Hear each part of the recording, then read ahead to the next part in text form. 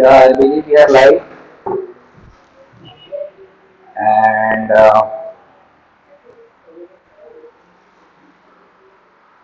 am I audible? Am I visible?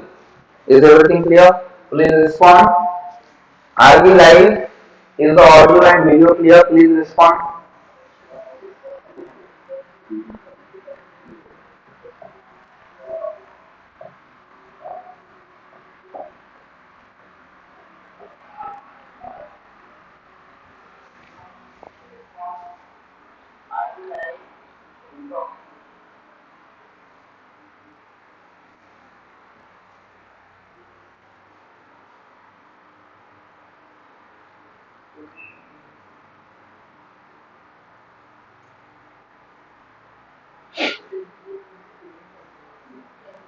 Okay, I hope everything is clear.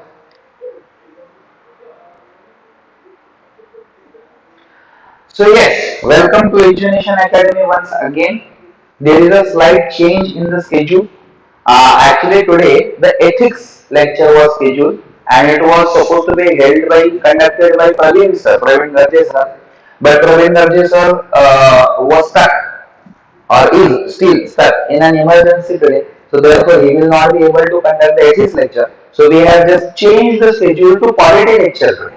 Okay. So today we have polity and governance lecture which was expected to be conducted tomorrow. But let us conduct it today. Alright. So before getting technically into the lecture, let me introduce myself again. You have already seen me in the first demo lecture. But still, those people who have not seen me so far, my name is Madhur Kofe. I am the co-founder and director of the EduNation Academy for UPSC and MPSC. We run our courses for integrated UPSC batches and new pattern MPSC batches, and those who are undergraduate people, there is a special batch for them also for UPSC and MPSC. Then we have some optionals also, like we have political science and international relations, that is conducted again by me, and then we have geography and then sociology, right? So I take care of two subjects in your batch. I take care of GS2, that is polity. I believe you must have gone through the first lecture. So the first lecture I have explained you the complete pattern of UPSC. And in that pattern, I have explained you what is GS1, GS2, GS3, GS4 papers and what are optional papers. So out of which I take care of GS2, that is Indian Polity Governance. IR is also there, International Relations, but I do not teach IR. Gopal sir teaches IR, who has taken his lecture yesterday for history. So if you have not gone through all the demo lectures, please go through all the demo lectures so that you can understand the journey of how UPSC happens. Now, and secondly, I take care of political science also. So if you choose an optional political science as your optional, then I will be conducting the lectures for political science also. Okay. So now we are in this series. We are now technically talking about the subjects, right? And in today's lecture, we are going to discuss about the most important subject in UPSC. Now, why do I say the most important subject? Why? Because if you look at GS1, GS3, then you see a lot of combinations of subjects. Again, in GS1 you have, what do you have in GS1? GS1 मध्ये means which subjects do you have in GS1? History, geography, art and culture and social issues. Right. Then in GS3 you have that is in GS2. GS3. Geography are in GS1. GS3 economy, environment, science and technology, internal security and disaster management. The biggest paper. Alright. So if you look at UPSC papers, UPSC has combined different subjects in one GS. Okay. But if you look at GS2 specifically, then GS2 deals with only one subject. That means GS1 and GS3. GS4 we do not take into account because GS4 is all about ethics and integrity. So that is not one subject. That is a complete different world altogether of preparation, right? So GS1 and GS3, here you have almost 4 subjects to prepare on. Here you have almost 5 subjects to prepare on, and then you will still be contesting for 250 marks. But if you talk about GS2 individually, then there is only one subject, that is Indian polity, and you can say okay IR का एक छोटा सा topic है, but that is also a pattern or a topic from the GS2 itself or from the polity itself. So you are contesting 200 for 250 marks only in case of one subject in GS2. So it is the biggest subject in your UPSC preparation, and as it is the biggest subject, it is the most important also, because this one subject is prepared for 250 complete marks. Alright, and that's the reason we have to dedicate a great deal of amount of your time only to prepare for this particular subject. Alright, so before talking about how to prepare on this particular subject, let us first talk what is the context of this particular subject. How does this subject look in all the stages of UPSC? So we have already gone through this. UPSC has how many stages? UPSC examination has 3 stages. First stage is of course preliminary examination. So preliminary you have objective nature, of course, and you have 2 papers, GS1 and then apti. ES1 mandatory then aptitude test. Right? So in GS you have different subjects. Here also you have Indian polity, yes. In preliminary also you have polity. So in preliminary, what is the range of polity first of all? So for preliminary, if I am preparing for polity, for how many marks am I actually dealing with? So the range is huge. After 2011, we have changed this syllabus. So the syllabus that you are following is from 2011 only. From 2011 onwards, this syllabus is there. Back then, there was different kind of syllabus. So we are not dealing with that. But if you look at all the papers from 2011, we see the least number of questions coming from polity were 12 questions. And the most number of questions that came from polity in preliminary out of 100 questions were 24 questions. So the range is huge. Now you may also think, sir, this is huge. तर मग आम्हाला कळणार कसं की नक्की quality वरती किती prepare करायचं. So what you are expected to do is, you know that at least 24, because one question is for 2 marks. So at least 24 marks will be definitely asked on polity, and there may be as many as 44 marks that may be asked also. So what we can say कि in general, जर आपण याचा एक aggregate करण्याचा try केला, तर we can say कि around 30 to 35 marks will definitely deal with Indian polity in any kind of paper in preliminary, right? So in short, you will see at least 15 to 60 questions, 16 questions from this particular subject. Now, if you ask me what is the nature of the questions in preliminary, so the nature of the question in preliminary is generally factual, because if this subject is dead, if you are dealing with this subject only an objective nature, then the subject is mostly factual. Why? Because there are too many things in this subject. There is constitution, there are different laws, there are different amendments. Alright, so you are expected to remember all those things. So basically this subject is factual if you are dealing with this subject objective.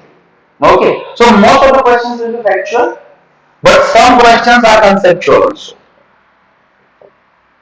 Right, like this has been seen in UPSC that there have been a trend that from last 3 to 4 years, there are at least 2 questions directly from political science option. Alright, like there was a question which asked the definition of liberty. There was a question which asked for a definition of state. Alright, so these questions do not deal with GS directly. These questions deal with political science option. And or you can say these questions are very much conceptual questions. Like there were questions on preambular values also. That is a conceptual question. There was a question ki, which of the following things or which of the following agencies define the most define most vividly the democratic decentralization happened in India. The answer to that question was Panchayati Raj institution. Alright, because the most vivid example of democratic decentralization in India is Panchayat Raj institution. But the options that were given were very confusing. Right. So those are some conceptual questions also. So in this particular paper, in preliminary, if you deal with polity, there may be most of the questions will be factual, but some questions will be conceptual also. And unfortunately, I use the word unfortunately because earlier when I used to introduce this subject, I used to tell that this subject is not law. Polity is not law. So therefore, please do not get so much engaged or too much interested in this subject that you start studying law, because law is completely different domain and polity is a completely different domain. It is a very short domain, but unfortunately UPSC has been asking direct questions from law also in preliminary from, let us say, 3 years continuously. Okay, there have been questions on what kind of bails are there. There have been questions on there is a term called parole. Parole means if you are an inmate, if you are imprisoned, then you get parole according to your good behavior, etc. Then you ask for it, you apply for it, and then you get parole. Parole is like holiday from imprisonment. For some days you can visit your family, you can attend their function, whatever function is there, if there is any function, then that is parole. So it has been asked what is parole typically. Then there have been asked what is anticipatory bail. Alright, so these questions are directly from law. We do not read this kind of data while preparing for UPSC. We do not teach, the trainers do not teach this data while teaching for UPSC, and there is no book that is directly dedicated to UPSC study which deals with this kind of questions. But yes, there have been one or two questions in preliminary directly from laws. Right? But then as we have understood it now, so I have inculcated some topics, some sections that I started teaching in UPSC GS also while preparing for, let us say, fundamental rights, or now anti-defamation law has been in too much discussion. So I take some sections of RPO, Representation of People's Act. Now I have started doing that because UPSC is asking me that. So UPSC is so strange, and I have told you in the first lecture only, UPSC, the world calls it Union Public Service Commission, but we call it Unpredictable Service Commission, and it is unpredictable. So nobody predicted that questions from law will come, but they are coming. Okay. So all in all, some questions may or may not be there from law directly, but even if, see, let me guarantee you this particular thing. We learn polity in so much depth in our particular course. We learn polity in so much depth and so much details that if there are 15 questions asked on polity in preliminary examination, you will be able to solve 14 questions for sure. 90% of the questions will be attempted by you, guaranteed. We cover polity so much, in so much depth. There may be one or two questions that you may not be able to solve because those were not discussed in the class. Those would not be discussed in the classroom. Maybe those would not be studied by you also. Those might not be from the newspaper readings also. So we have not covered it. You have not covered it. These sort of questions will also be there in polity section and preliminary examination. But let me assure you, if you cannot solve any question from polity section in the preliminary examination, nobody in India is solving that question. So you do not have any competition with respect to that question.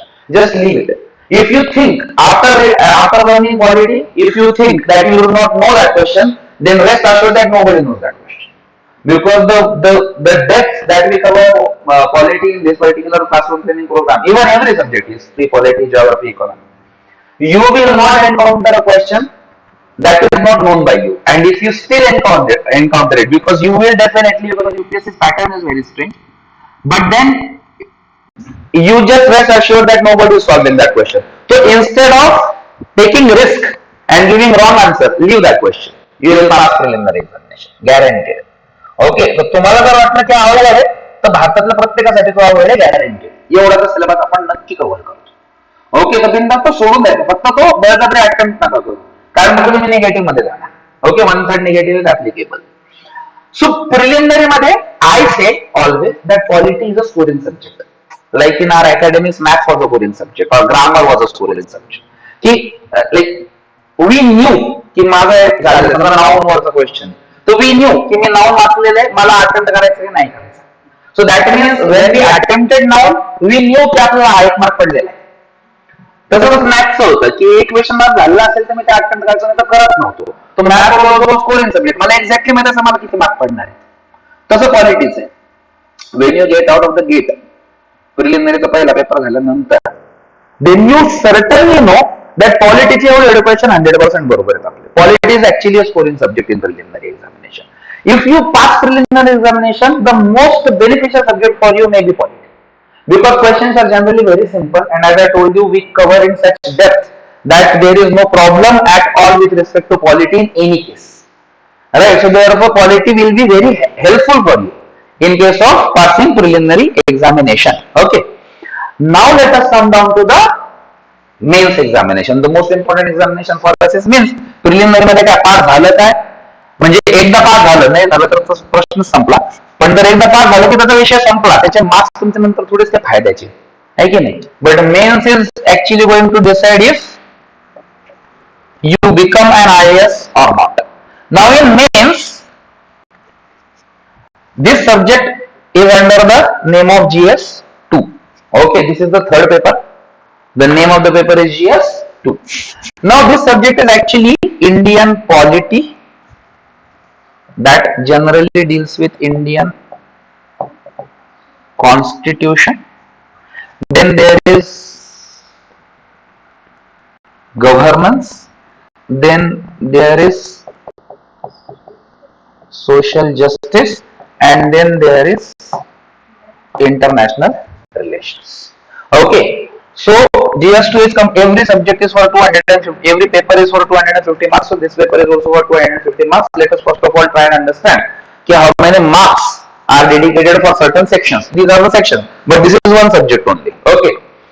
So most of the questions will come from this section, polity and constitution. 100 to 120 marks will be dedicated to this section only. Alright. Then governance is the second large section. Generally, again 60 to 70 marks are dedicated to governance. Okay. International relation is always around 40 to 50 marks. Alright, always it is either 40 or 50, maybe 5 marks plus and minus. Okay. And then social justice is generally for 20 to 30 marks. Okay, so that is how your 250 marks are divided. Again, UPSC did not give this division. UPSC did not say की याचे 100 मार्काचे असतील, याचे 60 मार्कांचे, याचे 20 मार्कांचे, 50 मार्कांचे. No, we have just gone through the papers and we have thought कि this is the trend of UPSC. Tomorrow, when you attempt the examination, this might not be the trend. There might be a situation where UPSC might ask 70 marks question on IR and 70 marks questions on polity, and governance is also again 90 to 100 marks. Nobody knows. But today, for now, this is the bifurcation from this particular subject. But this is a logical bifurcation. So I don't believe that UPSC will change this kind of trend, because yes, from this particular subject, the most important part is definitely Indian polity and constitution. Then IR has to be given due credit, so 50 to 40 marks have to be given to IR. Then governance is also equally important. Reason being, when you start working as an administrative officer, you deal with this particular issue, these kind of issues. And social justice also, it is important but least important, because generally you know, when you start working as an IAS officer, you generally know about most of the issues and you generally have the aptitude, correct aptitude to solve those issues. So therefore, this has been provided less importance here, because this directly relates with some economic topics also, right? Because in social justice, what kind of questions are asked? Generally, questions are asked from welfare schemes. Welfare schemes is a major portion in economics. So तिथे ते जास्त विचारलं जातं, म्हणून इथे कमी विचारतात. हे कुठेच विचारलं जात नाही म्हणून ते मॅक्झिमम आहे. लक्षात, इट इज ॲज सिम्पल आहे. आणि गव्हर्नन्स इथे कमी, याच्यामुळे की एथिक्स मध्ये पण गव्हर्नन्स आहे नंतर पेपर 4 मध्ये, right? So if you look at this subject, this is the general factual bifurcation of the subject. Now, what is the nature of the mains examination? Now, as I told you in preliminary, if you pass preliminary, polity may be the reason for it. Because पॉलिटिचे question सोपे असतात, you attempt them and तुमचा score चांगला येतो and you pass करून देणार. सो पॉलिटीला तुम्ही credit देऊ शकता की त्याला पॉलिटीचा चांगला अभ्यास होता म्हणून आपण तरी पास झालो. If you fail mains it may be because of this subject. Right, जर तुम्ही मेन्स फेल झाले तर तुम्ही कदाचित पॉलिटीमुळे होणार आहे. Alright, so this subject can pass you the preliminary examination, give you hopes, and then kill you from the root of your heart in the mains examination. की यार पॉलिटीनं सगळं घाण केली नाही तर आपले 100 मार्कावर होत होते, पण पॉलिटीमध्ये डायरेक्ट 60 मार्क. Now why such a drastic change in the nature? The reason is not in the subject. The reason is in the nature of questions that are asked by UPSC. What is going to happen? I always claim this, and at fine moment if I go insane I'll apply, म्हणजे submit my application to UPSC also. कि I claim this कि UPSC, if UPSC keep this examination as an open book exam also, still nobody is going to pass this examination. तुम्ही पुस्तकात बघून पण पॉलिटीचे answer नाही देऊ शकत, because the questions are asked in such a way कि you do not have any made answer for polity. Nowhere, right? Because let me just give you the hint. In preliminary, first of all you need to understand this. In the first lecture I have explained you the approaches. There are two types of approaches to prepare an UPSC. One approach is called the conventional approach, where what do you do is you just take the print out of the syllabus, you make the list of your reference books, you just get trained from a coaching institution maybe, and you just learn whatever that is given by UPSC.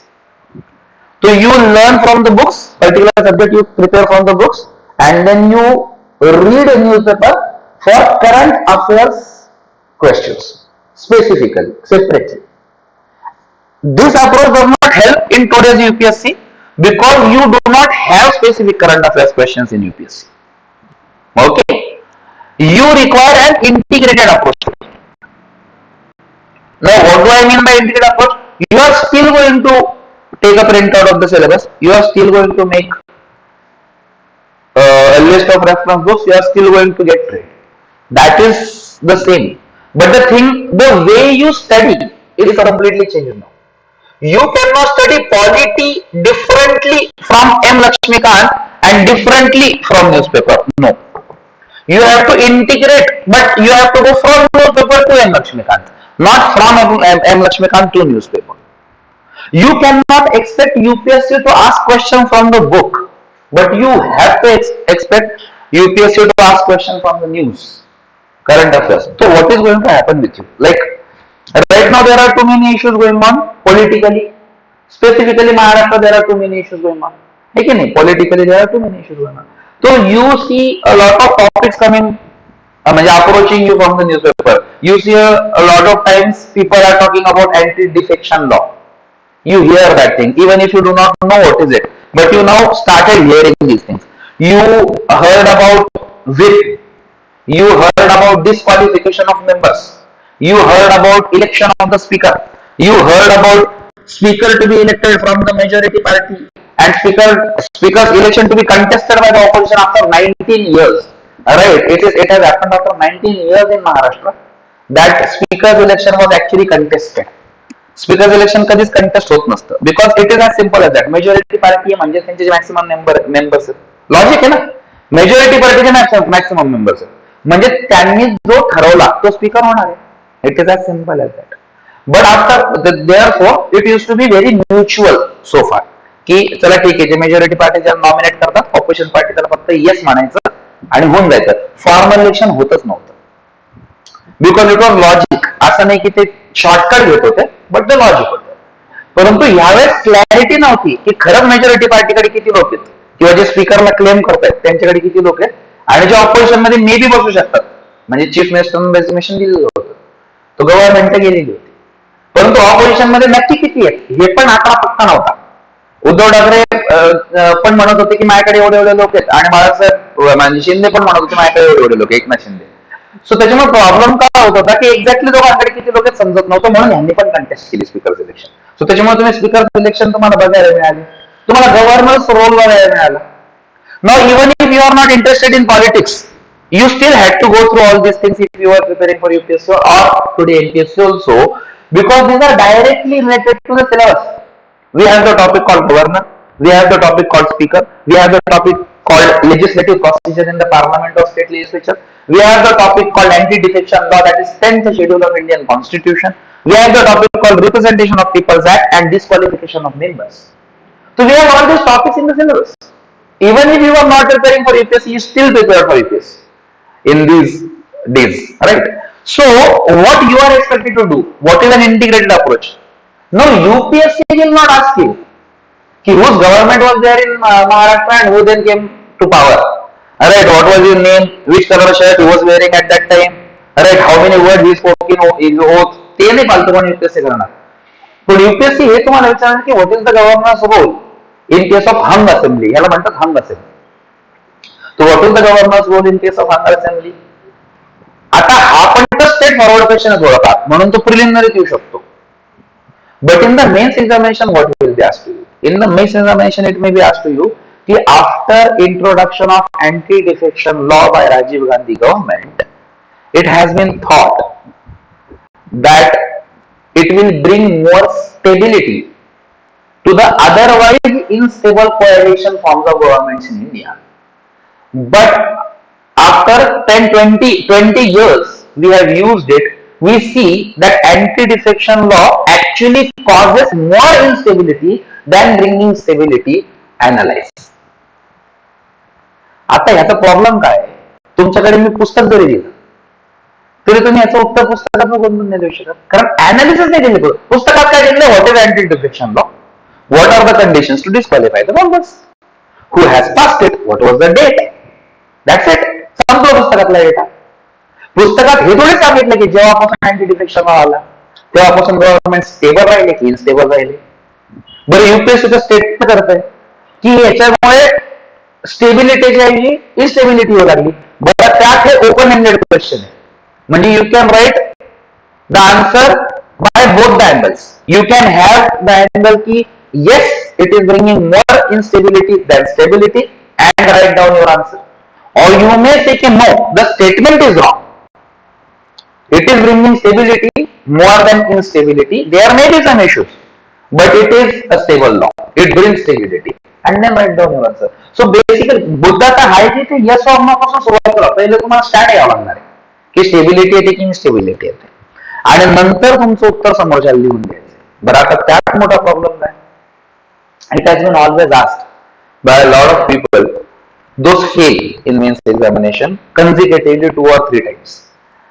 They come to me and they ask a common question in different languages only. The same frustration level is there. The languages are only different. की UPSC आखिर चाहती क्या है? Problem काय? मी 2 वर्षापासून मेहनत करतोय. मी दरवर्षी ऍडिशन करतोय माझ्या प्रिपरेशन मध्ये काहीतरी. मी दरवर्षी फ्री पास होतोय. मी ऍडिशनल अभ्यास करून जातोय आणि तरी पण माझे मार्क्स ऍडिशनल उलट येत आहे. म्हणजे मागच्या वर्षामध्ये जीएसटी मध्ये 70 पडले, त्या वर्षी तर 60च पडले, पण अभ्यास तर मी जास्त केला. मग युपीएससी नक्की पाहिजे काय? हा प्रश्न 2-3 फेल झालेला, 2-3 मेन्स फेल झालेला विचारतो, आणि स्पेसिफिकली पॉलिटिक्स विचारतो. कारण पॉलिटिक्स मार्क्स वाढतच नाही. पॉलिटिक्समध्ये 100च्या वर marks, it's a huge deal already, right? So why does it happen? The reason is a lot of times people do not understand what UPSC has asked. First of all, पहिल्यांदा तर UPSC काय विचारलंय तुम्हाला? You write what you know in polity, because the problem is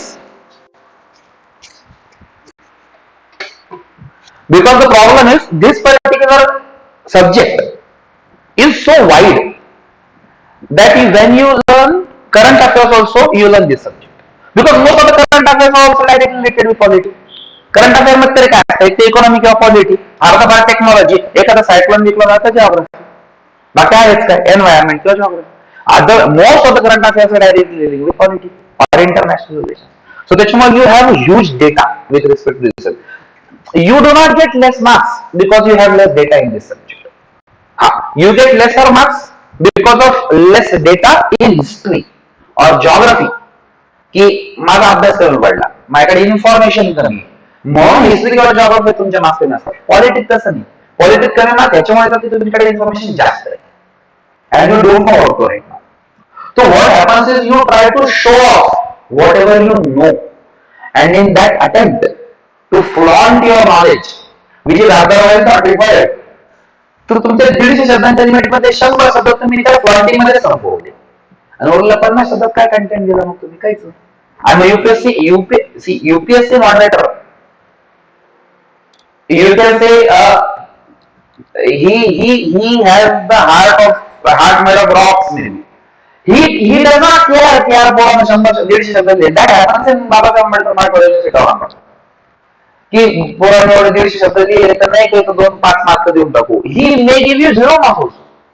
अरे 1200 शब्दाचा निबंध लिहितात पोरं आणि 30 मार्क पण मिळतात. अरे तुम्ही आपण म्हणतो ना की 1200 शब्द मी लिहिले, 7 पेजेस लिहिलेत मी, मला एकापेक्षा 2 मार्क भरून तर जरा एकापेक्षा 5 मार्क भरून तरी जरा बरे मार्क दे, तर 30 मार्क दे. बाहेर तुमचा कंटेंट 30 मार्काचा होता. इन युपीएससी इथं काय राहतं की तुम्हाला आता जसं की मला I remember this question specifically because I told की हा प्रश्न येणार नाही आणि तो आला. So that also happens in UPSC की I am an experienced trainer. So lot of times I tell की आय बिलीव्ह हे नाही येणार, याच्यावर लोक नका दो, फक्त एवढं करा, गॅरंटीड याच्यावरती येण्याची शक्यता भरपूर आहे. तर ज्याच्यावरती आपण सांगतो त्यावरती येतात. That's good. So far it is कारण की मी जर सांगायचो की नका करू असे सेन्सिटिव्ह इश्यूज युपीएससी विचारत नाही, तर ते नव्हते विचारत UPSC. But at there was a time की वेन पीपल आस्क्ड मी की सर ते ईव्हीएमच्या टॅम्परिंगचा खूप इश्यू चालू आहे, Congress was very violent about it, आणि ईव्हीएम टेम्परिंगचं खूप होते. आय वॉज सो शुअर की गॅरंटीड युपीएससी अशा सेंटिमेंटल सेन्सेशनल इश्यूज वरती विचारत नाहीये आणि ते टिपिकल पॉलिटिकल इश्यू आहे, तर त्याच्यामुळे ते काही करू नका, तुम्ही फक्त इलेक्टोरल रिफॉर्म्स करून जा. But UPSC asked the question for the first time. When UPSC asked it, I believe 17 or 18, and UPSC said the question was की the credibility म्हणजे can EVMs be tampered. पहिली गोष्ट हा स्ट्रेट फॉरवर्ड क्वेश्चन होता, can EVMs be tampered, and then UPSC asked म्हणजे the length of the question was huge, so then UPSC calculated like in order to ensure the credibility of Election Commission of India, what reforms or suggestions do you have? Comment. So here, first of all, there were two questions. एक तर हा होता straight forward तुमचा standard की can ईव्हीएम्स B tempered, आणि दुसरा होता की इलेक्शन कमिशनची क्रेडिबिलिटी वर तुम्ही काय सांगू शकता. Now the problem was what people started writing here की what is EVM, when did it come in picture, म्हणजे ती रिफॉर्म कधी आली, इलेक्टोरल रिफॉर्म, आणि त्याच्यानंतर what is the role of election Commission in case of, कारण हे शब्द ते सत्य लिहायला लागतो आपण. How much time do have to write one answer in UPSC? You have to solve 20 questions in 30 minutes. Yes, 30 minute आपला 3 तासांचा टाइम आहे तुमच्याकडे, right? So you have 180 minutes and you are expected to solve 20 questions, right? आता जर तुम्ही अशी direct division केली तुम्हाला 9 मिनिट मिळतात एका ह्याच्यासाठी, है की नाही? परंतु ते नाही मिळणार. रिझन घे, हे याच्यापैकी 10 प्रश्न आहेत 150 शब्द आले, 10 प्रश्न आहेत 250 शब्द आले. मग 150 शब्द आले तुम्हाला कमी टाइम द्यावा लागणार ना, आणि 250 शब्द आले जास्त टाइम द्यावा लागणार. सो इन शॉर्ट आपल्याकडे 150 शब्दाचा प्रश्न 6 ते 7 मिनिट मिळतात, आणि 250 शब्दाचा प्रश्न तुम्ही 9 ते 10 मिनिट देऊ शकता, तरी एखादा प्रश्न राहणार आहे. सो ऑन एन ऍव्हरेज 7 ते 8 मिनिटं तुम्हाला एक क्वेश्चन लिहायचा UPSC on an average, and this is going to happen twice in a day, कारण तुमचे एका दिवसात 2 पेपर असतात, राईट? सो तुम्हाला प्रश्न आता प्लस पॉलिटीचा GS2 मध्ये कमी मार्क का पडतात? पॉलिटीचा प्रश्न असतो 3 ओळींचा आणि त्याच्यात व्होकॅब्युलरी असते एकदम ऍडव्हान्स. मग त्यात आपण डोकं लावतो की आपण हिंदीत वाचू, आपल्याला हिंदीत बिलकुलच काही कळत नाही, because that Hindi is too shuddh Hindi, right? That we do not understand that Hindi. So you read that question, you understand that question, you brainstorm on it, and then you write it, and everything has to happen within 7 to 8 minutes. So first of all, that is itself a huge task. So what do people do? कि जे शब्द कळतात त्याच्यावरती सुरू करतात डोकं लावतात. मला काय दिसलं याच्यात, ईव्हीएम दिसला, इलेक्शन कमिशन दिसलं, टेम्परिंग दिसले, संपला विषय. मी दनादन त्याच्यावरती लिहून काढला. Problem is UPSC gave me 2 marks. Why? Because मी ईव्हीएम टेम्पर होऊ शकतात की नाही याच्यावरती एक स्टँड घेतलं म्हणून मला 2 मार्क मिळाले. खालचं तेच कामाचं नव्हतं. आता ह्या प्रश्नाचा मुद्दा काय आहे? या प्रश्नाचा मुद्दा हा मुद्दाच नाही की ईव्हीएम टेम्पर होऊ शकतात की. मुद्दा आहे की इलेक्शन कमिशनची क्रेडिबिलिटी वाढवण्यासाठी तुम्ही काय करू शकता. आता पुन्हा त्याच्यात मोठा मुद्दा आहे की इलेक्शन कमिशनची क्रेडिबिलिटी वाढवण्याची गरज आहे का, is the question. Because that is a constitutional body. You are going to be an IAS officer. Do you really think you can say की election commission is not credible? And basically election commission is really a credible body. Election कमिशनची credibility कुठेही कमी झालेली नाही ते इंडियात. पहिली गोष्ट तर एक फ्युचर IAS ऑफिसर म्हणून माझा हात स्टँड असायला पाहिजे की sir there is no issue with the credibility of election commission all together. माझं पहिलं स्टेटमेंट उत्तरात हे असायला पाहिजे की इलेक्शन कमिशनची क्रेडिबिलिटी वाढवण्यासाठी काय करू शकतो संबंधच नाही. It is already a credible body. We believe in Election Commission of India. That is a constitutional body. That is an independent body. So therefore, I have to start my answer with, sir, first of all, there is no problem with the credibility of Election Commission of India. And when it comes to tempering of electric voting machines, let us try and understand the issue. And then I have to answer की electronic voting machines कशा काम करतात. Election commission ते credible आहेत याच्यासाठी काय केलं? Because election commission all over India त्यांनी ड्राईव्ह केली होती की ज्याच्यात त्यांनी चॅलेंज केलं होतं, ओपन चॅलेंज, की we are providing you the election EVMs and come here on record. It will be recorded also on camera, on record try म्हणजे show us how to tamper the EVMs. तर then you have to write that की election कमिशनने drive केलेली all over इंडियामध्ये and no buddy code. You will see some videos on YouTube की ज्याच्यात the people will come and then they'll show you how to temper the EVM machine. But that is not the EVM machine that Election Commission of India has licensed. The EVM machine चा replica बनवतात आणि तो temper करून दाखवतात. Original ji government of इंडियाची EVM machine आहे ती temper नाही केलेली आतापर्यंत कोणीच. बिकॉज ते चॅलेंज होतं, ओपन चॅलेंज होतं EVM इलेक्शन कमिशनचं. So there is no issue with the credibility of election commission. तुम्हाला तो स्टँड घ्यायचा होता. तर युपीएससीची एक्सपेक्टेशन ही आहे की विचारलं काहीतरी वेगळंच आहे, शब्द अजून काहीतरी वेगळे आणि उत्तर खूप वेगळे एक्सपेक्टेड की जे प्रश्न कुठेच नव्हतं. सो इथे तुमची लक्ष्मीकांतची किती रिडिंग झाली और तुम्ही टेक्निकली पॉलिटी किती वाचले ते मॅटर नाही करत. तुम्हाला पॉलिटी आणि ही सिस्टम किती समजली हे मॅटर करतं. आलं लक्षात? So therefore people score very less marks in Indian polity म्हणजे GS2. Reason being they do not understand what to write. They start writing whatever they know, and believe me, you will know a lot of things about Indian polity. कारण की सगळं current affairs is Indian polity. Right. So therefore, the problem here is how to filter the content and tell exactly what UPSC requires, not what I like. So that's the problem. So most of the questions will fall from this criteria. Now even if 100 to 120 marks are there, what is the nature of this particular section? Basically, it is, I will say, 70% static plus 30% dynamic.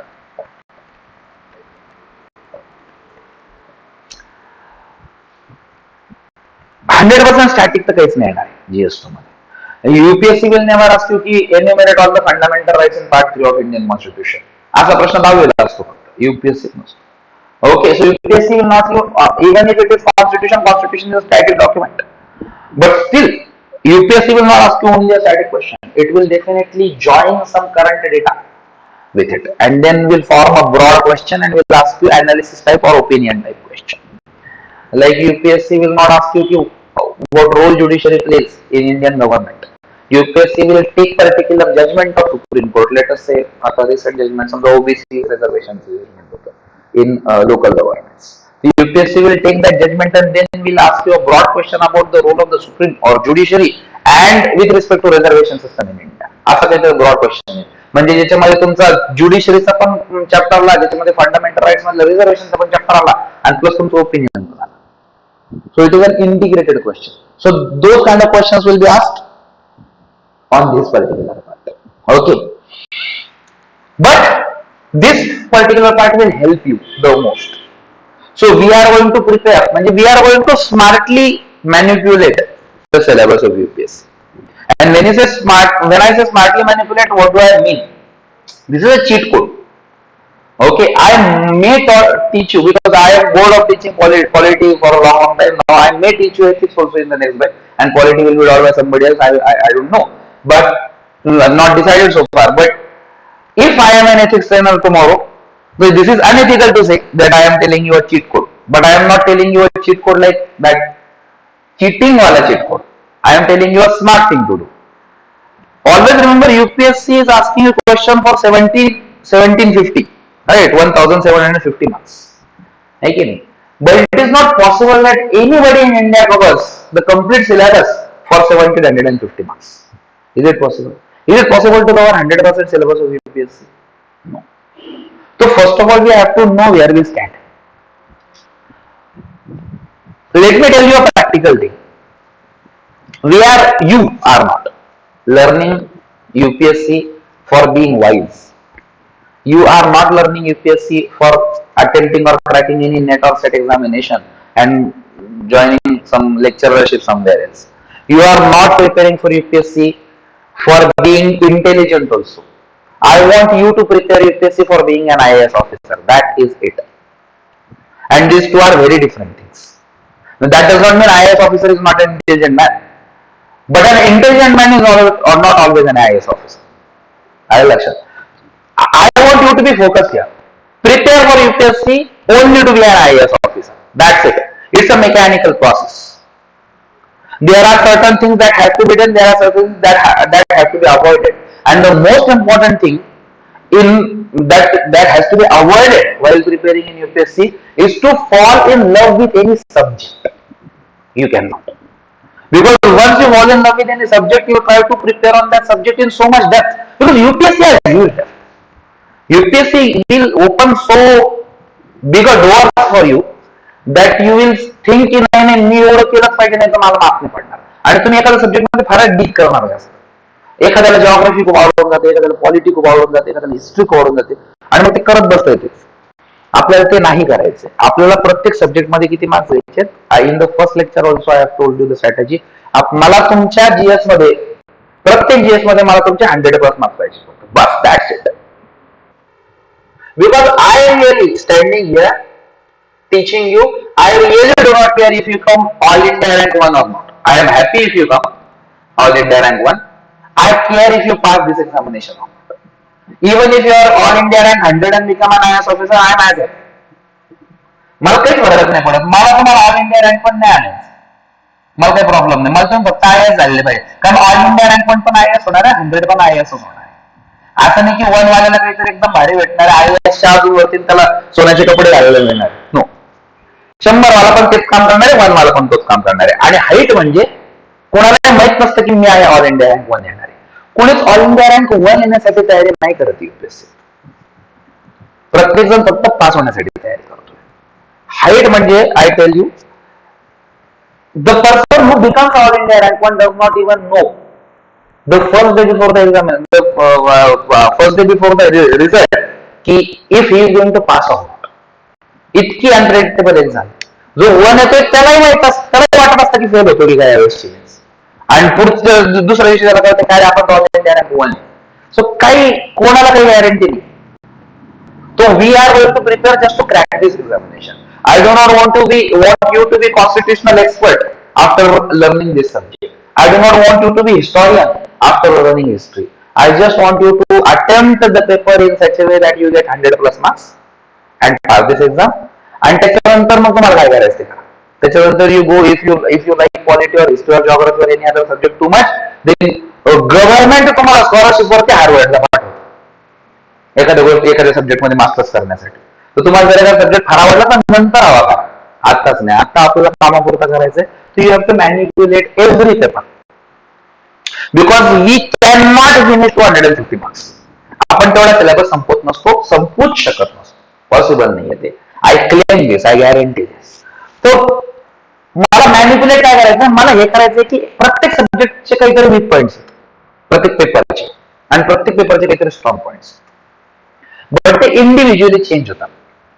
Like for me, in the first paper, the weak point was, in the first paper there was no weak point. I was very strong in the first paper. But let us say, no. In the third paper I had a weak point. In the third paper I had a weak point of science and technology, environment. हे दोन subject असे होते की मला, मी किती दुनियादारी इकडे तिकडे गेली मला ते येत नव्हते. मी किती रिव्हिजन करा, काय करा. मग मी शेवटी गिव्ह अप केली. मग मी त्याची रिव्हिजन बंद केली. मी तेवढाच efforts economy, disaster management, internal security याच्यावरती टाकला. आता my optional was also political science, तो इंटरनल सिक्युरिटी, पण मला तसं टेन्शन नव्हतंच. तर तसं प्रत्येक सब्जेक्टचे एक वीक पॉईंट. जसं इव्हन पॉलिटिक्सचा मी जेव्हा अटेम्प्ट करायचो तेव्हा मला सोशल जस्टिस वीक पॉईंट होता. सोशल जस्टिसचे प्रश्न मला चांगलं उत्तर मला लिहिता येत. मी किती भारी लिहिले तरी पण मला 3च मार्क द्यायचा त्याच्यात. तर तो माझा वीक पॉईंट होता. नंतर मी सोशल जस्टिस करणं पण कमी केलं. My strong point was polity, Indian Constitution. I used to write excellent answers in Indian Constitution. So what did I do is, I prepared more on Indian Constitution and so much that जर 100 मार्काचा portion आला तर माझा contest आता मिळणार किती, 50%. Guarantee 50% वर UPSC mark देत नाही. You write excellent answer and you get 5 marks out of 10. Excellent म्हणजे त्याच्या खाली येणार आहे, म्हणजे 3 marks are also fine, right. 3 mark मिळाले ते आपले 100 मार्क कव्हर होत आहे. मला काही प्रॉब्लेम नाही, तसंही चालेल. तर basically excellent is 50%. Ultra excellent म्हणजे फारच भयान झालं तर मुश्किल 6 मार्क पडतील 10 पैकी. Okay. So basically I used to get around 4.5-5 marks in this particular. तर मग माझा हा प्रयत्न असायचा की माझा प्रत्येक वर्षात इंडियन पॉलिटिक्सच्या म्हणजे कॉन्स्टिट्यूशनच्या मला 5 मार्काच्या आसपास आलेच पाहिजे, म्हणजे 50 मार्क माझे इथे कव्हर होत जातात. माझे एकदा इथे 50 मार्क कव्हर झाले, मला एकूण सगळे मिळून 50च कव्हर करण्याचं बोलस. कारण माझं टार्गेट काय, माझं टार्गेट 100 प्लस जायचं. मग सगळे मिळून 50 कव्हर करायचे. Again the strong point can be this. Why? Because again personally my optional was political science and international relation. मी 250 मार्काचा प्रिपेअर करायचा आहे, 50 मार्काचा तर खूप सोपं जायचं त्याच्यामुळे. त्याच्यामुळे ते तर सोपं होतं माझ्यासाठी, पण जनरली बाकीच्या तुमच्यासाठी पण असू शकतो, तुमचं ऑप्शनल वेगळं असलं तरी. रिझन नाही, याच्यावरती प्रेडिक्टेबल क्वेश्चन्स असतात. जनरली वी कॅन थिंक की कोणत्या प्रकारचे प्रश्न येणार आहेत IR वरती. They are generally very simple question. So what we can plan is, here I will have to attempt 100%. Here I am also try to attempt 100% or at least 90%. म्हणजे माझे 50 mark इकडून कव्हर झाले पाहिजे, 30-40 mark तिकडून cover झाले पाहिजे. उरलेले 10-12 mark जे आहेत, 10-15 मार्क जे आहेत ते जवळपास येतील. सोशल 5 ते येतील. कारण मी 20 मार्क 5 तर पडेल, 5 मार्क येतील. पण ह्या सगळ्या स्ट्रॅटेजी कधी कामाला येतात, when you attempt complete 250 marks. If you come running to me and say की सर पेपर 1 नंबर गेला आणि अभी इस बार तो हमारा होने वाला 100% UPSC, and when I ask you कि कितना अटेम्प्ट किया and you tell me कि सर 170 का अटेम्प्ट किया, I will kick you on the very difficult parts of the body that we should not be kicked. Right? Because 170 का attempt करेल तर मला सांगा पास होणार. कसं पास होणार आहे? 170 चे 50% घ्या. पहिली गोष्ट तर एक्सलेंटली ना तुम्ही, तर तुम्ही 50% मार्क वरती आहे. म्हणजे 170 चे 50% वरती जर तुम्ही आले, याचा तुम्हाला मार्क किती पडताय, तर एक्सलेंटली असलं तर 170 चे 50% किती होतात, 85 marks. That is also excellent. That is not possible. इतकी आपण एक्सलन्सी कंटिन्युअसली कव्हर नाही करत. दॅट मीन्स तुम्ही आहेच रेंज मध्ये 75-80च्या, आणि तुम्हाला सांगता इस बार का मेंस निकल जाएगा. कसं काय निकल जाएगा? सो एकही प्रश्न नाही सोडत आपण, नाही सुटला पाहिजे. येत नाही, एक तरी प्रश्न नाही मेन्स मधला तुम्हाला येणारच नाही बिलकुल. तुम्हाला माहितीच नाही प्रश्न तरी नाही. आपली ब्लू प्रिंट रेडी असते. I tell you again there is a cheat code also for every subject. I tell you that. But आपण 250-400 जर अटेम्प्ट केला काय गॅरंटी 100च्या वर पडतात. 100च्या वरच पाहिजे आपल्याला. त्याच्यावरनं तुम्हाला पडले मोस्ट वेलकम. मला काही प्रॉब्लेम नाहीये, पडले तर काही हरकत नाहीये, पण पडणार नाही. Right, I know that. So basically 100च्या वर आपल्याला पाहिजे. If you get more than that, very good. I will be more about off you. But even if you get more than 100 marks, I am already about off you. Right. आपल्याला कसं manipulate करायचा तो even while learning or even while teaching. We learn म्हणजे these 250 marks, these 50 marks will be completely covered. These 100 and 120 marks again will be completely covered. These 60 to 70 marks will again be completely covered, but here there is a catch. See, here the trainer's role is bigger than the aspirant's role. Here the trainer's and aspirant's role is equal. Here the trainer's role is too less than the aspirant's role. Why? Because governance वाले questions म्हणजे काय? Governance वाले questions are more dynamic and less static, or almost no static. म्हणजे it is like 80% dynamic and 20% static. Social justice is 100% dynamic, no static at all. Right? But questions काय? Governance म्हणजे प्रकार काय असतो? Governance is like application of polity. So you learn the system in constitution. You learn how the Lok Sabha is made, how the Rajya Sabha is made, how the laws are made, how the bills are introduced, how the acts are made, what is the role of the president, all these things. Then in polity and constitution, you know what are your rights, what are your duties, all these things. In governance, you are asked how to apply this knowledge actual, like while you are living in this country. How do you use this knowledge? Right. तो इन governance will be ask की ज्या गव्हर्नमेंटचं समजा आता direct benefit transfer आहे. अगोदर काय होतं? Corruption is the issue from governance. Okay, corruption is a issue in bureaucracy also, in politics also, nobody can deny it. बरं, तिथे आपल्याला डिप्लोमॅटिक पण नसतं यायचं. In UPSC you do not become diplomatic. असं नाही की UPSC if UPSC is asking about corruption and you will say की no there is no corruption in my country. Everybody knows that there is corruption in the country. So therefore आपला हे तर नसतं की आपण diplomatic असं होतो की नाही करप्शन नाही. Everybody knows there is corruption. So now if you are asked की to avoid corruption, government has introduced a scheme called direct benefit transfer policy, की ज्याच्यामध्ये शेतकरी किंवा जे कोणते बेनिफिशियरीज आहेत, म्हणजे पुअर असू शकतात, बीपीएल असू शकतात, व्हॉटएव्हर, त्यांच्या अकाउंटमध्ये गव्हर्नमेंट डायरेक्टली पैसा ट्रान्सफर करणार आहे. राईट. आता ते कुठल्या मीडिएटर थ्रू जाणार नाही. डायरेक्ट जी मिनिस्ट्री पैसा देणार आहे त्या मिनिस्ट्रीकडे तुमचा अकाउंट नंबर असणार आहे आणि ती मिनिस्ट्री तुमच्या अकाउंटमध्ये पैसा टाकून देणार, विषय संपला. राईट. तर ह्या डायरेक्ट बेनिफिट ट्रान्सफरची स्कीम गव्हर्नमेंटने मागवली आणि लेटेस्ट 10 वर्ष झाले. तर याचे कितपत याचा खरंच फायदा झाला करप्शन कमी करण्यात? आणि जर तितकं कमी झालं नसेल तर तुम्ही रेमेडीज काय सुचू? Always remember the UPSC will ask finding faults type questions and UPSC will ask you to find the faults, but not only find the faults, to provide the solutions to them also. Because as an administrator, you are not there to find the faults only. You are not there to tell the government की हे तुमचं चुकतंय. You are there to solve the problems. So त्याच्यामुळे मग तुमच्या सोल्युशनचा आतापासून analysis करायला लावते UPSC तुम्हाला. सो हा प्रश्न असतो गव्हर्नन्सचा. तर ह्याच्यात डायनामिक डेटा तुम्हाला जास्त वापरायचा आहे. त्या पुस्तकात काय येईल की डीबीटी काय, बरं तेवढं डेफिनेशन आणि पॉलिसी कधी सुरू झाली बस. पण त्याचा फायदा झाला का? कितपत फायदा झाला? करप्शन किती टक्के कमी झालं यासाठी तुमच्याकडे फिगर्स पण पाहिजे. आणि काय करता येईल अजून करप्शन कमी करण्यासाठी? तर हे कुठून मिळणार तुम्हाला उत्तर? तर आगे ग्रुप नॉट हेल्थी तर ह्या गव्हर्नमेंट आणि सोशल जस्टिस याच्यासाठी काय? यासाठी रेफरन्स मटेरियल खूप वेगळे. यासाठी रेफरन्स मटेरियल तुमचा डेली न्यूजपेपर आणि मंथली मॅगझिन्स. नाव मुद्दा आता आलाय तर लगेच नाव पण सांगून देतो, कारण पेपर विसरून जातो आपण. याच्यासाठी तुम्हाला एक तर रोजचा द हिंदू किंवा द इंडियन एक्सप्रेस वाचायचं आहे compulsory. I prefer the Indian Express, but that is my personal opinion.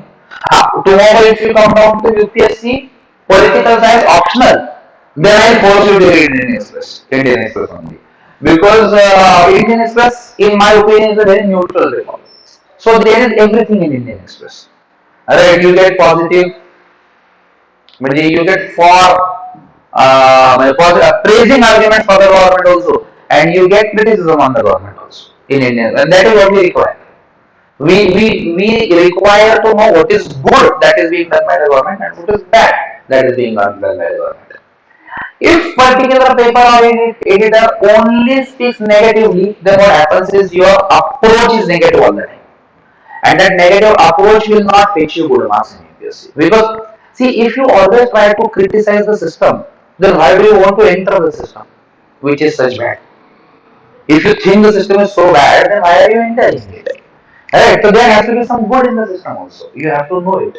So Indian Express is a neutral paper, I believe, and therefore Indian Express must also offer also. And there is a monthly magazine which is published by Government of India, that is called Yojana. Yojana comes in all the languages, all the constitutional languages. 20 rupees is the price. Okay 20 रुपयाला येतं, त्याचं जर तुम्ही monthly subscription घेतलं, yearly subscription, तर 10 रुपये वाचतात. Right, म्हणजे तुम्हाला ते 230 लाच मिळतं, मला वाटतं की 220 लाच.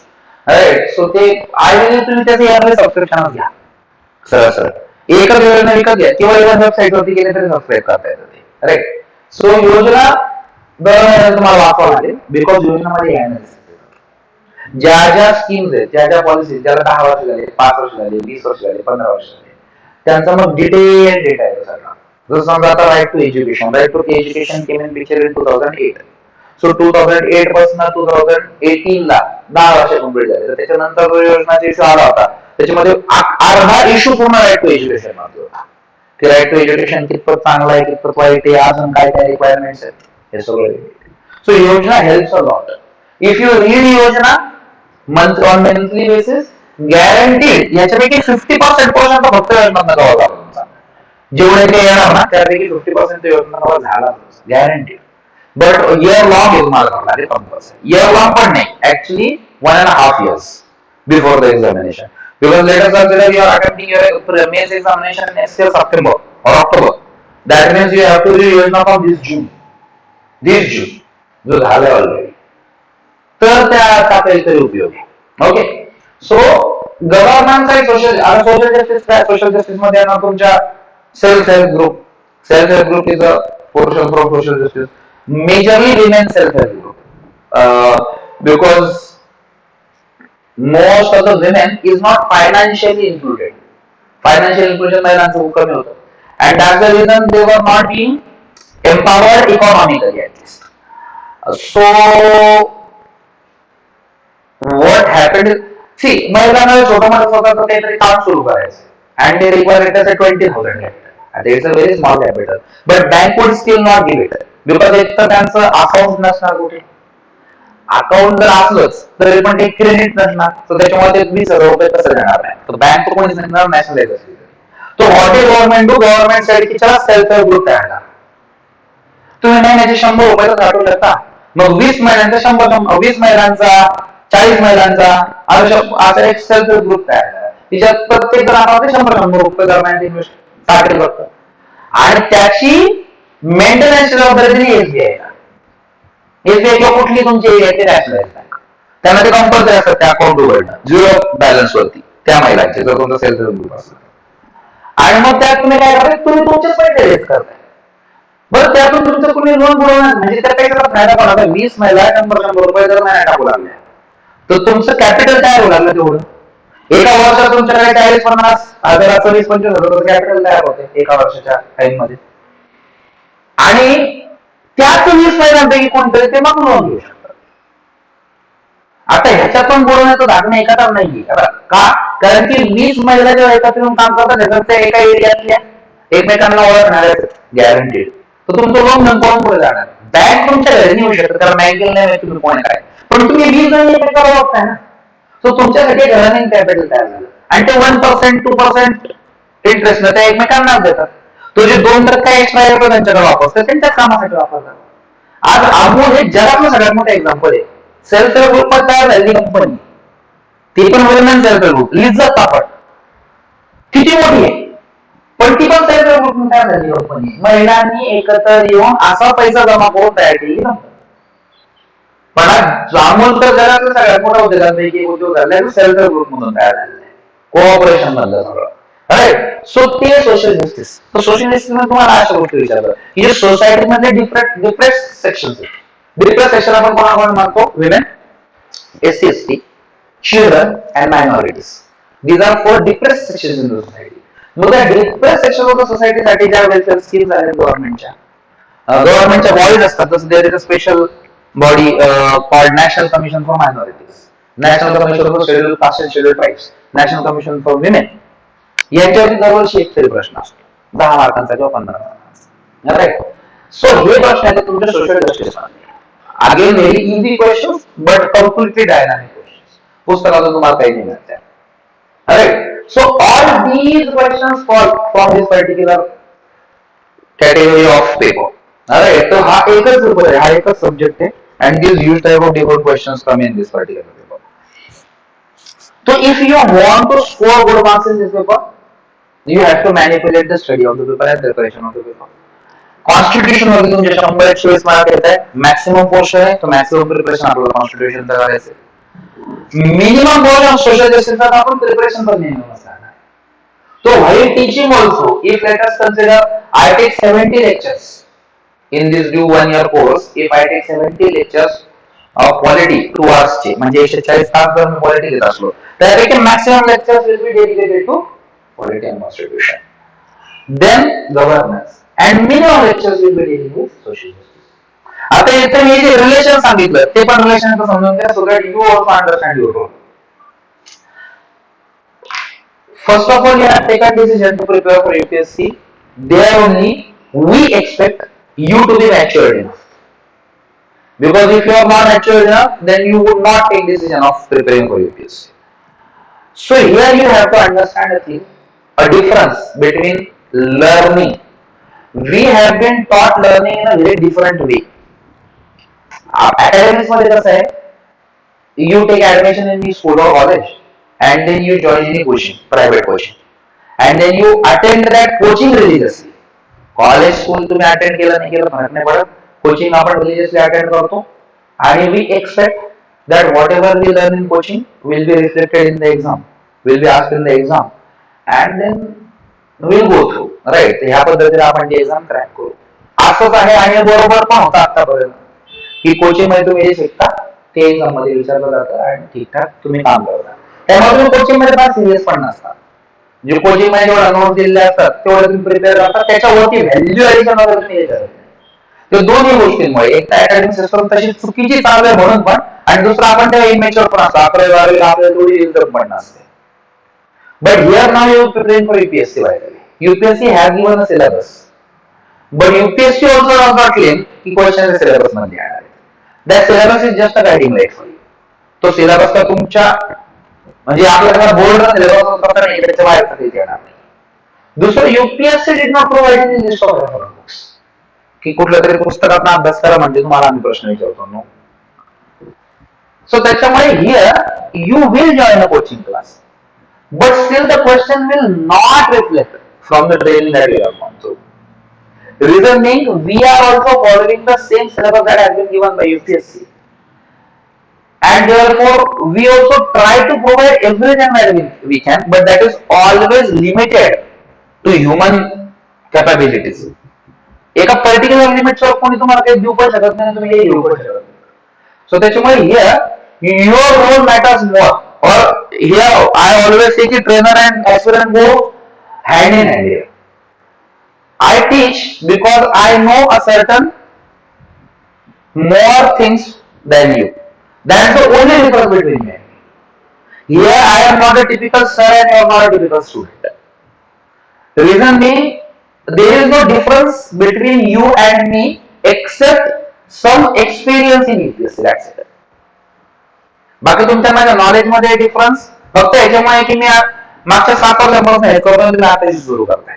So the difference is between that age, that duration, and that information. But wisdom मध्ये काही difference नसतो. You can be as wise as I am already in 1 month only. तर तुम्हाला तो रोल प्ले करावा लागणार आहे, आणि तो तुम्ही कसा करणार आहे? Here you are not coming to gain information like we went to the academic classes. आपण 11वी-12वी क्लासला काय करतो? आपण काहीतरी मॅथ सायन्स शिकायला जायचं. इथे तुम्ही शिकायला येत आहे असं समजूच नका. Here you have to come for discussion. Here you have to come for clarification of doubts. But how will that happen? That will only happen if you come in the classroom already prepared. Believe me, I am here speaking as a founder of a coaching class, which might hurt the business that I earn, right? Because here I must tell you always की नाही तुम्ही बिंदास त्यावेळेस आपण सगळं करून घेऊ. आपण नाही, मी नाही, भारतातला कुठला क्लास तुमचा करून घेऊ नाही शकत. ओके, ही गॅरंटी. तुम्हाला इथे यायच्या आधीच तो चॅप्टर वापरून लागणार आहे आपल्याला शिकायचं. जर तुम्ही ते केलं तर तुमचे पैसे वसूल. अदरवाईज तुम्ही पैसे फीस भरणार आहे, मी ती फीस घेणार आहे आणि तरी एक वर्षाचा क्लास संपल्यानंतर तुम्हाला कळणार की तुम्हाला करायचं काय. म्हणजे तुमचा जो विजडमची टेस्ट सुरू होणार ना ती एक वर्षानंतर सुरू होणार आहे. Which I do not want. What I want is you already get prepared and then come to the class. Every day before coming to the class, you have to learn. You have to read from the reference book list. तुम्हाला reference book list मिळणार आहे. त्या reference book मधून तुम्हाला ते वाचायचंय, उद्या काय होणार आहे आणि ते करून यायचंय. So that when you come here, you will exactly know की तुम्हाला ते वाचताना काय समजलं नव्हतं. म्हणजे you will ask me more questions on that. Because see, here I will be teaching according to my understanding. Here I will be teaching generally. Here there will be around 20-25 people sitting online जे काय असेल ते. तर माझ्या समोर तो 50 जणांचा group असणार आणि मी तर 50 जणांच्या ग्रुपला जनरली ऍडजस्ट करणार. मी इंडिव्हिज्युअली मला नाही माहिती की तुम्हाला काय तर तुम्हाला काय. सो त्याच्यामुळे मी काय करतो ह्या हिशोबाने शिकवणार. तुम्हाला एक्सपिरियन्स सांगतो की हा टॉपिक मुलांना जनरली आवडत जातो आणि हा टॉपिक मुलांना जनरली सोपा जातो. पण असंही असू शकतं की तुम्हाला मला जे सोपं वाटतंय की तुम्हाला तर आवड गेली. So if you already know it, you can ask me, sir, I still do not understand this. Please explain it more. बरं आता हे शक्य की मला वाटतं की तुम्हाला आवडत नाही पण तुम्हाला ते समजले आणि सगळ्यांना वाईट बसलं मॅक्सिमम मला ते समजले आणि मी ते बरोबर 2 चॅप्टर पर्यंत चालवतो, 2 लेक्चर पर्यंत चालवतोय. तुम्ही ते सांगू शकता की sir me already know this. जवळपास घ्या किंवा डायरेक्ट मला प्रश्न विचार, आपण संपूर्ण टाकू, पुढचा टॉपिक घेऊ टाकू. So there you can guide me how to teach so that you will get what you want. Here, I should not come in the classroom to provide what I know. I should come into the classroom to provide what you require. Then only you will pass. आता मला पाहिजे ते जर दिलं तर तुम्ही थोडीच पास होणार. सगळं तुमच्या फायद्याची गोष्ट सांगतोय मी.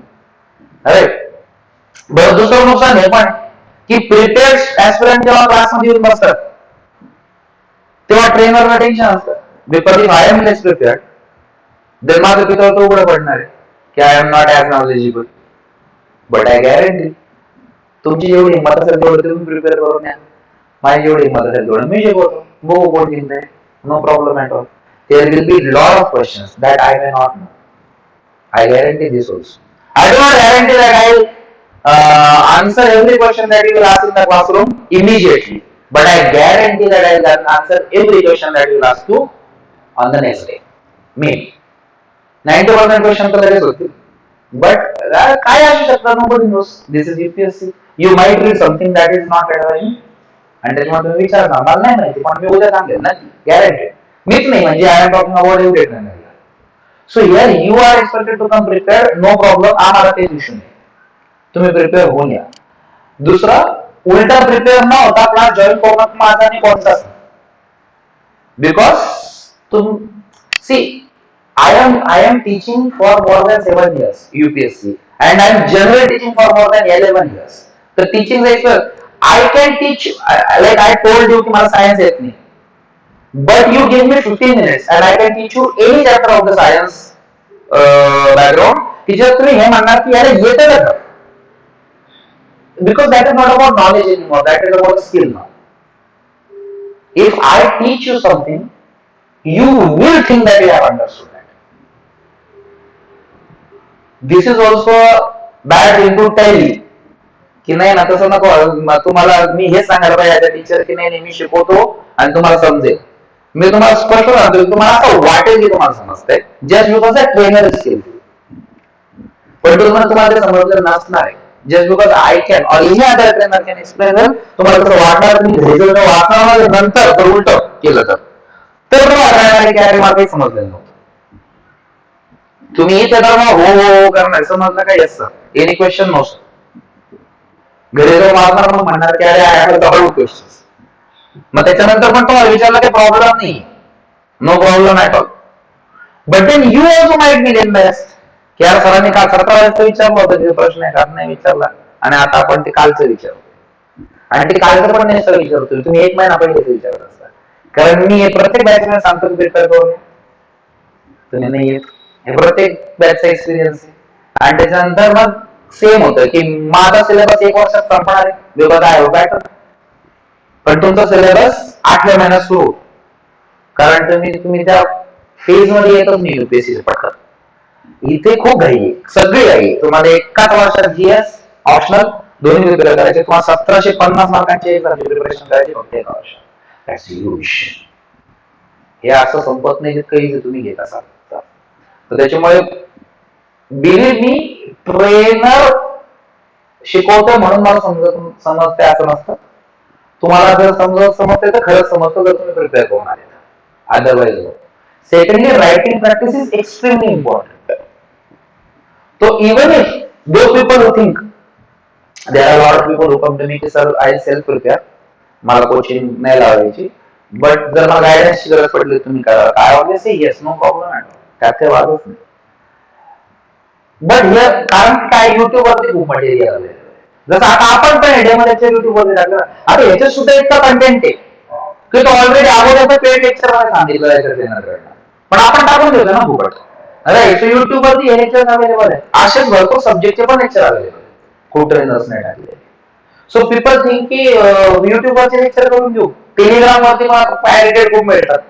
तर टेलिग्राम वरून युट्यूब वरून इतके व्हिडिओ अवेलेबल मग काहीतरी कोचिंगची गरज आहे कोचिंगची गरज तुम्हाला मी तेच तर सांगतो कोचिंगची गरज तुम्हाला शिकण्यासाठी नाही ना कोचिंगची गरज फक्त करेक्शनसाठी युट्यूबच्या त्या ट्रेनरला तुम्ही जाऊन तुमचा आन्सर करेल आपण तुम्हाला करेक्शन कसं करेल तुमचं जे काही चाललेलं बरोबर तुम्ही कसं सांगणार टेलिग्रामचे तुम्ही पायरेटेड व्हिडिओ जर तुम्ही विजन आयएससी किंवा अजून कोणाचे जर बघितले तर तुम्ही त्या ट्रेनरला जाऊन प्रश्न कसा विचारू शकतो तुमचा इव्हन तुमची जी जर्नी आहे ती बरोबर चालू आहे ती चुकतोय सांगणार कोण तुम्हाला प्रॉब्लेम हा नाहीच आहे learning is not a problem learning is for free YouTube and you are also paying fees here not for learning anything learning for free learning free वाटलं तुम्ही जर मला हे सांगितलं की काम करताना मी फक्त लेक्चर देऊन सध्या तुम्हाला आन्सर देईन सर काहीच नाही राहणार आणि काही प्रश्न विष नाही मला नाहीये मी फक्त येऊन बसत जाईल फुकट वाचा फीजच नका बोलू फुकट वाचा लेक्चर कारण त्याच्यावर त्याचे पैसे घेतच नाही पैसे याचे नाहीच लर्निंगचे पैसेच नाही पैसे आहेत करेक्शनचे कारण त्याच्यात जाते मेहनत शिकवण्यात काहीच नाही जात कारण मला 7 वर्षापासून माहिती मी इथून पुढे 70 वर्ष शिकू शकतो काहीच प्रॉब्लेम नाही मेहनत जाते तुमचं करेक्शन काय तुमचे आन्सर कुठे कुठे चुकताय काय पॉईंट असला पाहिजे कोणता पॉईंट असला पाहिजे एखाद्या वेळी तुम्ही लिहिताय जसं आमच्याकडे भरपूर प्रत्येक बॅच मध्ये 1-2 स्टुडंट असे असतात की जे खूप अग्रेसिव्ह लिहितात तर त्यांना दाबावं लागतं की इतकं फॉरवर्ड नसतात लिहित कमी अजून कमी एक आन्सर 4 वेळेस लिहून घ्यावं लागतं ते आहे तुम्ही जे प्रश्न विचारतात त्याचं सोल्युशन देणं त्याची फीज आहे फीज तुमच्या शिकवण्याची नाही फीज शिकवणं फुकट मिळतं शिकवणं युट्यूब मध्ये पण फुकट मिळतं शिकवणं पायरेटेड व्हिडिओज मध्ये पण फुकट मिळतं फीज ह्या कनेक्शनची आपलं तुमचं नागरी पर्सनल कनेक्शन असतं आणि आपण जे तुम्हाला पास करण्यासाठी कुठं नाही जाणार आहोत त्याची फीज शिकण्याची नाही सो त्याच्यामुळे तुम्ही ह्या सेन्सला फीज तुम्ही भरताय तर तुम्ही असं नका म्हणू की मी लेक्चर अटेंड केलं म्हणजे झाली माझी फीज बसून नो ते तर तुम्हाला फुकटही मिळालं असतं तुम्ही जर स्वतःला करेक्ट करण्यासाठी तर माझे कारण हा सब्जेक्ट इतका भयंकर आहे की तुम्ही लक्ष्मीकांत 10 वेळ काढा तुम्हाला एकही प्रश्न दिला I guarantee because I have read Laxmikanth if I remember correctly more than 29 times Laxmikanth मेन्सच्या आन्सर नसतात लिहित आहे मेन्सच्या आन्सर लिहिण्यासाठी अनालिसिसची कंडिशन यावी लागते त्यासाठी लिहावं लागतात लिहिणं सुरू ओपन करत नाही तोपर्यंत आपलं वाटत असतं right so for this subject what is the reference books तर the reference books there are some NCERTs again do not read 6 to 12 flat NCERTs कोणत्या सब्जेक्टचे वाचायचे क्वालिटीसाठी तुम्हाला you have to start from an 11th NCERT 11th ला 2 NCERTs आहेत एक आहे पॉलिटिकल थिअरी आणि एक आहे इंडियन कॉन्स्टिट्यूशन ऍट वर्क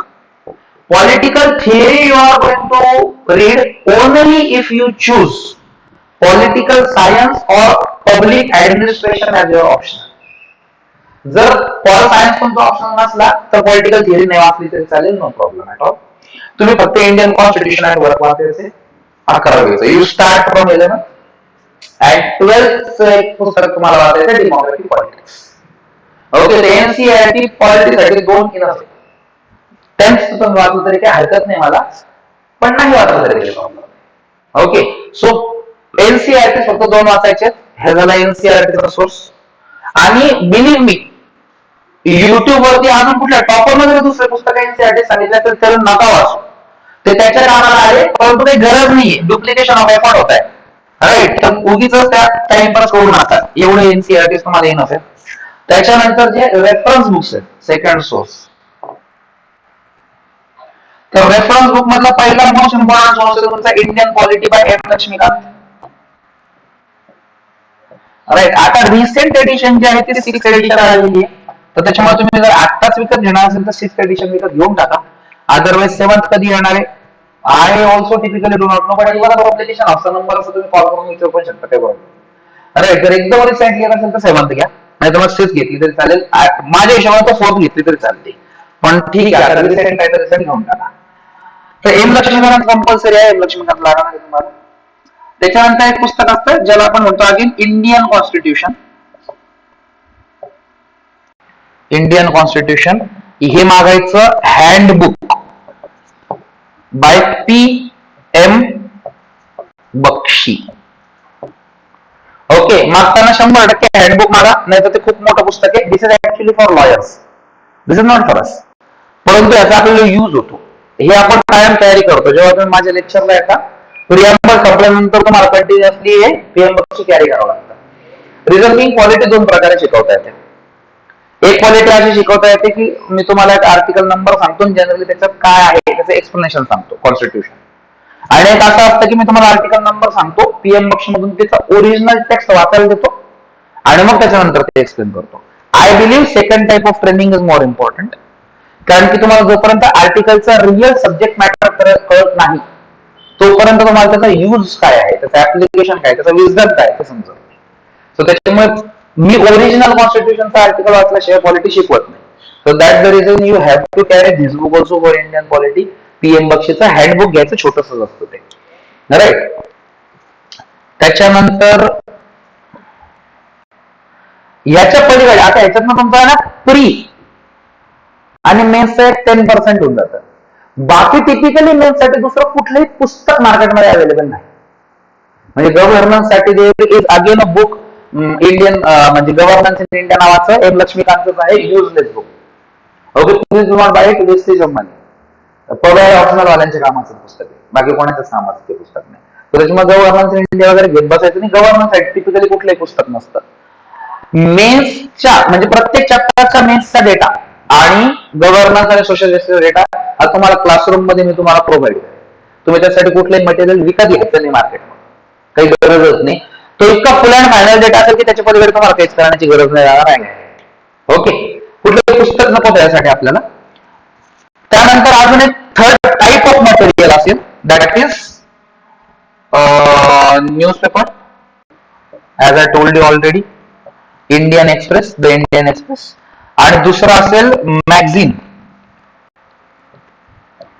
तर योजना तुम्हाला दर महिन्याचं कंपल्सरी वाचायचंय. कुरुक्षेत्र नावाचं पण एक मॅगझिन येतं. कुरुक्षेत्र पण तुम्ही वाचायला पाहिजे, परंतु डिपेंडिंग ऑन द इश्यू. जर इश्यू आपल्या सिलेबस मधला असला तर तुम्ही कुरुक्षेत्र घेणार त्या महिन्याचं, नाही तर नाही घेणार. So do not subscribe to Kurukshetra, ते मार्केटमध्ये जाऊन विकत घेत जा. सो दॅट जर कामाचा इश्यू असला तर घेऊन टाकायचं, नसला तर सोडून द्यायचं. ओके, सो योजना कुरुक्षेत्र हे दर महिन्यात तुम्हाला वाचायचं. प्लस कुठलंही एक मंथली करंट अफेअर्सचं मॅगझिन, आणि ह्याच्यातून तुम्हाला पॉलिटी सेक्शन करायचंय कंपल्सरी. मंथली करंट अफेअर्स कुठले एक मॅगझिन घ्या, आता ते फ्री आहे. अगोदर आम्ही जेव्हा करायचो तेव्हा आम्हाला ते विकत घ्यावे लागायचे, कारण आम्ही सिव्हिल सर्व्हिसेस क्रॉनिकल किंवा विजार्ड मॅगझिन्स घ्यायचो. परंतु आता सगळे क्लासेस मध्ये ते फ्री देतात. इव्हन आपलं पण मंथली करंट अफेअर्सचं कंपायलेशन आपण तयार करणार आहे, कारण आपली विकली करंट अफेअर्सचे लेक्चर तसे असतात. त्याचे तुम्हाला ते PDF PPT मिळतच, आणि त्याच्यानंतर आपण एक मंथली करंट अफेअर्स करणार आहे. पण जोपर्यंत आपलं येत नाही तोपर्यंत कुठलंही घ्या, इंटरनेटवरती सगळे क्लासेस फ्री टाकतात. ते विजन IAS चांगलं आहे, मेड इझीचं चांगलं आहे. माझ्या सेन्सला सध्या मेड इझीचं वापरायला काही हरकत नाही. मेड इझीचं खूपच चांगलं आहे. तर त्याच्यामुळे मेड इझीचं मंथली मॅगझिन तुम्हाला कंपल्सरी वाचावं लागेल. त्यातनं पॉलिटी तुमचं कव्हर होतं. आणि त्यानंतर एक फोर्थ टाइप ऑफ सोर्स आहे. This is not physical source, this is a technical virtual source. ते आहेत 2 वेबसाइट्स ज्या तुम्हाला कंपल्सरी फॉलो करायच्या. एक आहे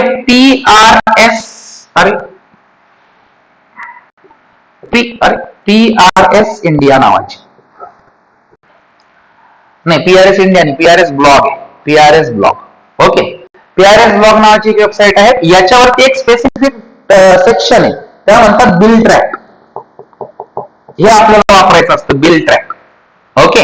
पूर्ण PRS ब्लॉग खूप मोठी वेबसाईट आहे, पण ते वरतीच आपल्याला एक बिल ट्रॅक नावाचं ऑप्शन दिसतं, ते आपल्याला बघायचं. अजून मधून बघत असतो आपण ते.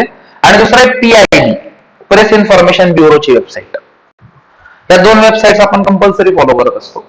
त्याच्यात ते मिनिस्ट्रीच्या वेबसाईट पण फॉलो करायला सांगितलं जातं, पण ते तुम्हाला करायची गरज नाही. त्याचा डेटा मी तुम्हाला देऊन टाकला. ते तुम्हाला काही आवश्यकता नाही त्याची डिटेल करण्याची. Okay.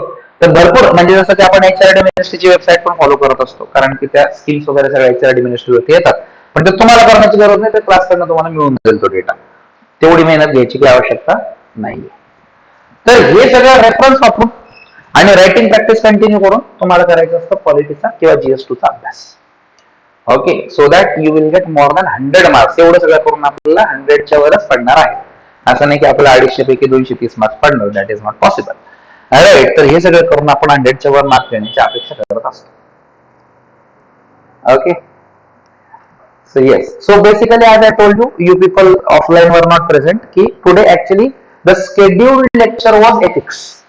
Praveen sir was going to conduct the lecture. Ethics lecture होतं. परंतु Praveen sir is engage in civil daily work. दिल्लीच्या क्लासला पण ते घेतात सिव्हिल डेली वर्क.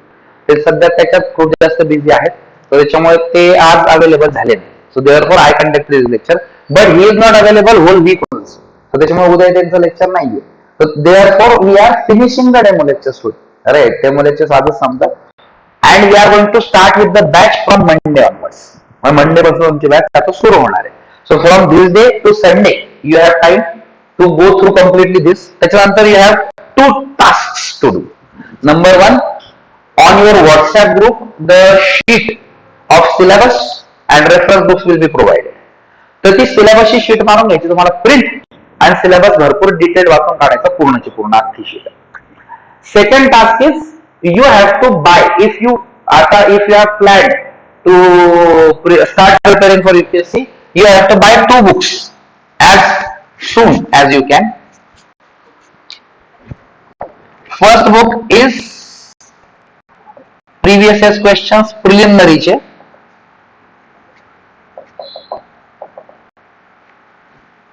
बाय दिशा पब्लिकेशन. आता न्यू विशालचं पण आहे, दिशाचं पण आहे. न्यू विशालचं अगोदर खूप चांगलं होतं, आता दिशाचं त्याच्यापेक्षा चांगलं आहे. अरे, त्याच्यामुळे दिशा मृणाल सर जे आहेत त्यांचं हे आहे पब्लिकेशन, म्हणजे त्यांचं ते ऑथरशिप आहे. सो दिशा पब्लिकेशनचं प्रिलिमिनरीचं पुस्तक तुम्हाला घ्यायचं. प्रिव्हियस सॉल्व्ड क्वेश्चन पेपरचा 2 प्रकारचे पुस्तकं मिळतात. प्रॅक्टिस क्वेश्चनचे पण मिळतं दिशाचं, ते नाही घ्यायचं. प्रॅक्टिस क्वेश्चन आपल्याला कामाचं नाही सध्या. तुम्हाला प्रिव्हियस सॉल्व्ड क्वेश्चन पेपर्सचं मिळतं, मोठं बुक असतं ते. त्याच सेक्शन वाईज क्वेश्चन दिलेले आहेत. तर हे पुस्तक आत्ताच्या आता ऑर्डर आणि बाय ऑनलाईन, कारण की जरा ऑफर वगैरे चांगली मिळते. सो ते पुस्तक घ्यायचं लेटेस्ट वाला, ज्याचं 2021च्या प्रिलिमिनरीचा, सॉरी 2022ची पण झाली प्रिलिमिनरी, हा झाली 2022च्या पण प्रिलिमिनरीचा पेपर असेल, लेटेस्ट वाला. आणि जर ते आपण पब्लिश झालं असेल, I am little bit outdated about this, जर ते पब्लिश नसेल तर मग 2021 पर्यंत घेऊन टाका. आणि सेकंड घ्यायचं तसंच प्रिव्हियस इयर क्वेश्चन्सच्या अनालिसिसच्या मेन्सचं पण अगेन तुम्हाला दिशाचं पण ऑप्शन आहे किंवा अरिहंतचं पण ऑप्शन आहे. Both are fine, right. फार काही भारी नाही आहे, पण आपल्याला ते काय फक्त क्वेश्चन पेपर एकत्र पाहिजे टॉपिक वाईज, म्हणून ते आपल्याकडे पुस्तकं असावेत. कारण तसंही तुम्हाला क्वेश्चन पेपर फॉर फ्री UPSCच्या वेबसाईटवर अवेलेबल असतात, पण तुम्ही ते डाउनलोड करणार आणि ते प्रिंट मारून देणार. त्याचा खर्च जवळपास तेवढाच जेव्हा तुम्हाला पुस्तक मिळतं रेडी. राईट. सो त्याचे प्रिंट मारत आणि ते सॉल्ड असतात, हे सॉल्ड. राईट. सो त्याच्यामुळे हे 2 पुस्तकं घ्यायचे तुम्हाला रविवारच्या आत, आणि जर जमलं तर एक एक दोन दोन गोष्टी वाचून घ्या. जनरली बघा लास्ट इयरचे पेपर कसे होते फक्त, म्हणजे प्रिव्हियस इयर क्वेश्चन कसे होते 2021 चा तरी ऍटलिस्ट एवढं तरी बघून घ्या. जर पुस्तकं नाही आलं तोपर्यंत वेबसाईट वरून डाउनलोड करा युपीएससीच्या, किंवा कुठं नाही. जनरल गुगल सर्च जरी तुम्ही टाकला UPSC preliminary question paper 2021, UPSC mains question paper 2021, तुम्हाला भरपूर वेबसाईट येतात, कुठूनही डाउनलोड करा, त्याला काय फ्रीच आहे. आणि फक्त बघा प्रश्न कसे असतात, म्हणजे तुम्हाला एक अंदाज येतो, अप्रोच येतो, आणि सो दॅट ट्रेनिंग सुरू व्हायच्या आधी तुम्ही थोडेफार रेडी असता. आणि सिलेबस फक्त इन डिटेल बघून घ्या. सिलेबस इन डिटेल बघणं खूप आवश्यक आहे. Right. So the time of the batch is not yet decided. It may be either morning 8 to 10 और इव्हनिंग 6 to 8. ओके, हे दोन स्लॉट्स आपल्याकडे अवेलेबल आहे. तो depending upon the people who are interested in joining and their engagement, otherwise colleges वगैरे काय असेल त्या सेन्सला आपण 8 to 10 किंवा 6 to 8 चा टाइम डिसाइड करूया. So in order to do that you have to complete your admission formalities before Sunday, so that आपल्याला ते अंदाज येईल. आणि अगेन batches online as well as offline. So even if you people take offline admission, you will get this online ID password so that you can also revise the lectures. Right? त्याचा काही problem नाही. And if there is somebody who wants to join online only, then join online only. There is no problem. तर तुमची writing practice वगैरे तुमची scan through घेतल्या जाईल. Alright. So that is what it is about UPSC that I wanted to convey.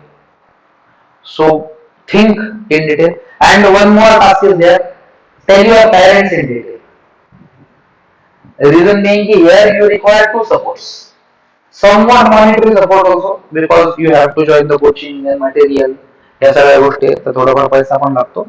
And moral support is more required. Because at particular point of time what happens is you prepare very well, and just before you may get passed, your parents decide to withhold their support. Right. एक तर ते तुम्हाला job join करा म्हणतात, get married म्हणतात, और what ever. तर त्याच्यामुळे एकदा त्यांना समजून सांगा, आणि त्यांना जर नसेल समजून तर माझ्याकडे आणा व्यवस्थितपणे. मी त्यांना सांगतो की तुम्हाला 2 वर्ष तरी काहीच नाही करता येणार. 2 वर्ष हा जॉब पण करणार नाहीये, हा लग्न पण करणार नाही, काहीच करणार नाही. 2 वर्ष दम काढता येत असेल तरच युपीएससी का नाही, त्यांना काय काहीच प्रॉब्लेम. म्हणजे येणारा जून आणि पुढचा जून हे 2 अटेम्प्ट आहेत आपल्या हातात, की ज्याच्यापैकी एक तर आपण पास झालोच पाहिजे. आपला पूर्ण ट्राय होणार की येणाऱ्या जून मध्येच तुम्ही पास झाले पाहिजे. But nobody knows. This is a very tough competitive exam. तर त्याच्यामुळे it might require more than 1 attempt. To tell your parents in detail की सिलेबस एवढा मोठा आहे, कुठाने एवढे जास्त आहेत. तर आपल्या रेग्युलर ग्रॅज्युएशन सारखं नाही की गेलो परीक्षेला पास होणार. Not possible. Right, so it takes efforts and it takes a lot of patience. Okay, but patience from you also and from your family also. So tell your family in detail. नाहीतर मग आपले views पण वाढतील, त्यांना वाटलं युट्यूबचे demo lecture दाखवा तेवढेच माझे views वाढतील. राईट. आणि त्यांच्या फोनवरून सबस्क्राईब पण करा म्हणते, मग तेवढेच आपले सबस्क्राईबर पण वाढतील. Okay, so we will meet on Monday. Right. The time will be conveyed to you.